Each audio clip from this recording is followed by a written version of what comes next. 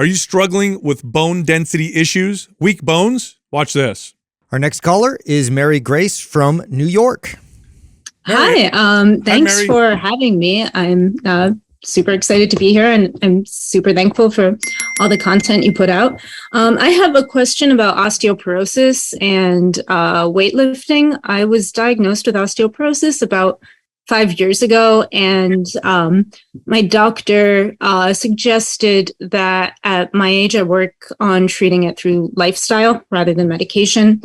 So that means for me, making sure that my body fat is high enough that I'm producing enough estrogen.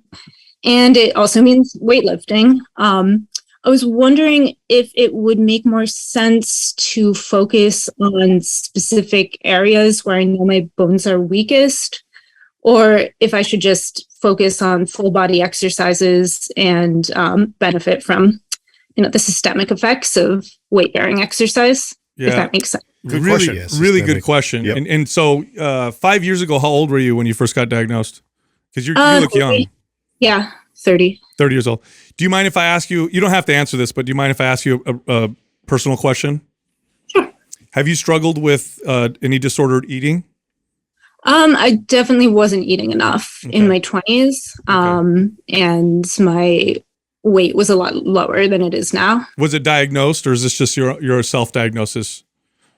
In terms of like eating, or in terms of self-diagnosis. Okay. So the reason why I'm asking that, Mary, is typically when you find a young lady with bone loss, there's usually a dysfunctional or disordered eating connected to it, usually anorexia. And so this is the main cause of what's happening. Now, the strength training is going to send a signal to build bone and muscle. Okay. Yeah. And to answer the question that you asked, you want to focus on full body exercises. That's going to give you the most bang for your buck. So deadlifts, squats, bench presses, rows, overhead presses. Mm-hmm. Now, the problem is if you don't feed yourself appropriately, the strength training is not going to do anything for you. So you're going to need to go on a bulk while you lift the weights. Now, if this sounds or feels challenging or triggering, or if you're like, oh, I don't want to gain any weight, and again, you don't have to answer this on this, but it just within yourself, if what I'm saying makes you feel uncomfortable, like, oh man, I don't want to go on a bulk, like just the word bulk makes me feel uncomfortable, I suggest you work with somebody who's got who's an expert in this. So you could work with a therapist, work on your issues with food, and then work with the strength training in conjunction with that.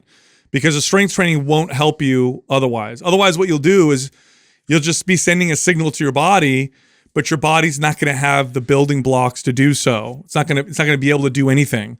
Now, if you combine it with an increase in calories, so number one is going to be calories. You want to have your calories be higher than what they were at. Number two is going to be the essential macronutrients, proteins, and fats.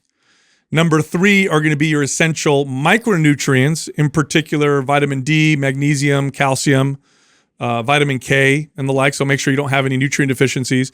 And then lastly, carbohydrates. But if you're hitting your calories, proteins, fats, and those micronutrients, and you're lifting weights 2 or 3 days a week, that's about all I would have you do. 2 or 3 days a week of weight training. You're going to see your bone loss reverse. You will have tremendous results.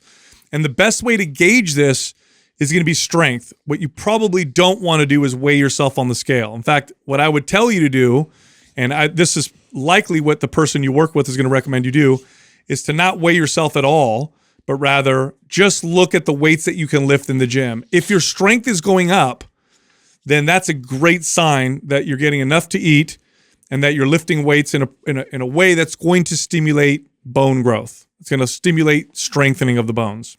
Okay, does that make sense to you? Yeah, that totally makes sense. Do you and I'm also go ahead.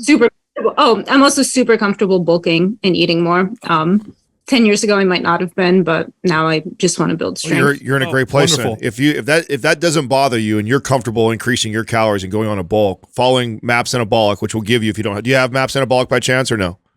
Nope. Okay, we'll send that over to you. because that on a bulk and just literally following that program to a T, and I think you're going to see Oh my God, you'll get tremendous results. You'll get incredible results. But really take your mindset and wrap it around strength. If strength goes up, muscle and bone are going to get better, are going to get stronger. That's what you want to think. So don't gauge it off anything else but strength. Just use that as your primary metric to measure. Oh my God, I added 10 pounds to my squat. I know I'm going to get bigger muscles, and I know my bones, which my muscles anchor to, are going to get stronger, and continue down that path. I've worked with several people in a similar situation to yours, and the results we got, in fact, one lady was the results were so remarkable that her doctor actually turned it into a case study because they couldn't believe just how, and she was in her 60s. So she wasn't even young like you are. So I'm going to send you MAPS Anabolic, follow that program, and I would take whatever your caloric intake is now, and I would increase it by a pretty significant amount, maybe by 700 calories or 800 calories or so, and then watch the weight in the gym. And if it goes up, you're doing the right thing. Mary, I'm gonna have Doug give you free access to our private forum too. I'd love to hear your progress as you go through this, and if you have any challenges along the way, and mainly probably nutrition stuff. If you have questions along that as you're going through this, so I'll have Doug throw you in there too. Awesome. Thank you so much. You got it. Thank you so much for calling in. Thank you. Yeah, the whole hormone thing that she mentioned, like I need to get more fat on my body, so my estrogen, which is true, right? If your estrogen's too low, you can cause bone loss, but that's a side effect, right? The side effect of just not eating enough. It's not the root of it. Yeah. Yeah, and again, when it's somebody at this age, it's so, because it's so rare. It's almost always because a person is depriving themselves nutritional deficiency of some for sort. years. Well, it sounds like that's where she was, right? Sounds like she came from that place. Sounds like she's in a place where she like no hesitation said, I have no problem bulking.